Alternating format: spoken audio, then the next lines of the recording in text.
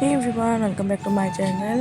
আশা করি সবাই ভালো আছো। আমি খুব ভালো আছি। আজকে যেহেতু সানডে, তো সানডেতে মিনি ব্লগ নিয়ে এসে পড়লাম ঝটপট করে। তো দেখো, রিশা তোমাদেরকে হাই দিচ্ছে আর ফ্ল্যাঙ্কিস দিচ্ছে, এদিকেও ওয়ারেসের অ্যাপেল জুসটা খাচ্ছে। তো ঝটপট করে তোমরা ওর ফ্ল্যাঙ্কিসটা নিয়ে নাও, এরপর দেখো স্টার্ট করছি ভিডিওটি। তো দেখো, আজকে যেহেতু সানডে, তো রিশাকে আজকে অনেক দিন ধরে ভাবছিলাম হেয়ার কাটটা করাবো, বাট আজকে যখন চুল কাটতে বসলাম তো দেখলাম যে মাথার মধ্যে অনেকগুলো লাল লাল গোটা হয়ে গেছে। এটা আরও কয়েকদিন পর আরও বেশি হয়ে যাবে, কারণ আমার চুলটা অনেক বড় হয়ে যাচ্ছিলো। তারপর নাপিতকে ডেকেছিলাম, বাট ও আসতে পারবে না বলে দিয়েছে, কারণ কি ওর কাস্টমার অনেক অনেক বেশি আছে। তার উপরে কালকে মানডে, আর মানডেতে অমাবস্যা লেগে যাবে, তার জন্য আর কি করবো না ভেবে আমি বসে পড়লাম চুলটা কাটাতে। কারণ আরও যদি নাপিত আসে তাহলে তো ট্রিমার দিয়ে কাটবি না কোনো মতে, আর কান্নাকাটি মানে কি বলবো, আর কিছু করা যাবে না। তার জন্য আমি বসে পড়লাম। তো প্রথমে ছোটো ছোটো করে কিছু দিক কেটে তারপরে এই যে আমার হাতে যে জিনিসটা দেখছো, এটা দিয়ে সুন্দর করে ট্রিম করে দিলাম।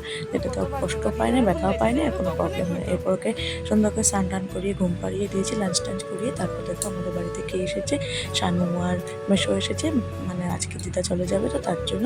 তো এরপর দেখো রিশাও ঘুম থেকে উঠে পড়েছে, বড় মা চলে যাবে তার জন্য তাড়াতাড়ি ঘুম থেকে উঠে পড়েছে।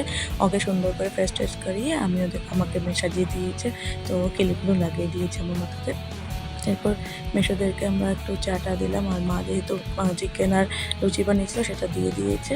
আর ওরা খেয়ে দিয়ে দেখো এখন বেরিয়ে পড়বে, কারণ তাড়াতাড়ি চলে যাবে, কারণ রাত্র হয়ে যাবে, ডিব্রুগড় যাবে তার জন্য। তো দিদার মনটা খারাপ ছিল, কারণ কি অনেকদিন আমাদের বাড়িতে থেকে গেছিলো, অনেকদিন থেকে গেলে তখন যাওয়ার সময় অনেকটা মন খারাপ হয় তার জন্য।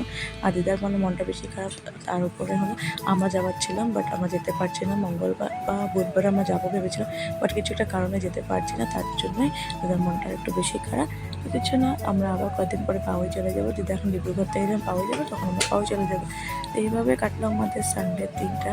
তো ভালো লাগলে লাইক কমেন্ট শেয়ার সাবস্ক্রাইব অবশ্যই করে দেবো। এদিকে দেখো দিদার মা অনেক কান্নাকাটি করছিলো, কারণ যেহেতু মা চলে যাচ্ছে তো মারও মনটা অনেকটা খারাপ। আর কী বলবো, দিদা আমাদেরকে ছেড়ে যেতে চাচ্ছিলো না, কিন্তু কী করবে, যেতে তো হবে, সব মেয়ের বাড়িতেই যেতে হবে। তাই দিদা চলে গেছে। দেখো ওদিকে দিদা অনেক কান্নাকাটি করছিলো, মানে মনটা অনেকটা ভীষণটাই খারাপ ছিল।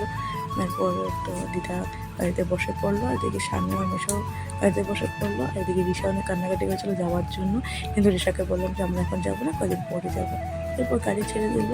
আর কেমন লাগলো আমার সানডে ব্লগটা তো জানাবে কিন্তু। Bye bye, good night.